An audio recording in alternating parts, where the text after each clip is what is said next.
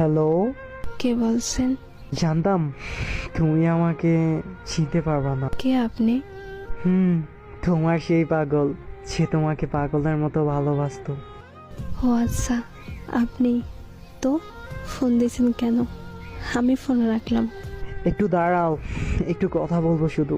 আমি অপরিচিত কারোর সাথে কথা বলি না। এক সময় তো অনেক পরিচিত বলতে। কালকে তোমার বিয়ে, তাই না? বিয়ের কথা জানেন, তাহলে এখন বলতেছেন কেন? তোমার মুখ থেকে শুনতে চাই। ঠিকই শুনছেন, কাল আমার বিয়ে। কি বলবেন তাড়াতাড়ি বলেন। তোমার সাথে যেদিন শেষবার দেখা হয়, একটা কথা বলেছিলে, মনে আছে? কি কথা?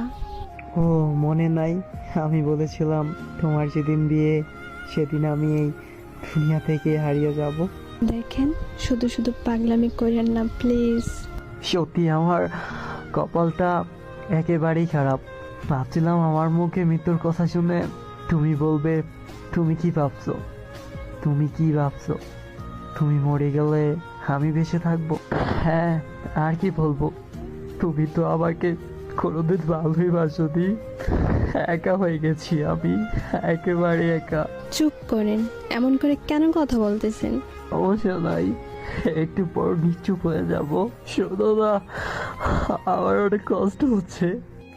এখন তুমি কোথায় আছো বলো না, প্লিজ বলো কোথায় আছো তুমি।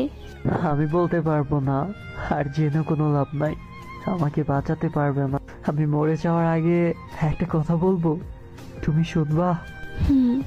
বলো তুমি, শুনবো। জানো, অনেক স্বপ্ন ছিল তোমারে দিয়া, তোমার কোলে মাথা রাইখা ঘুমাবো।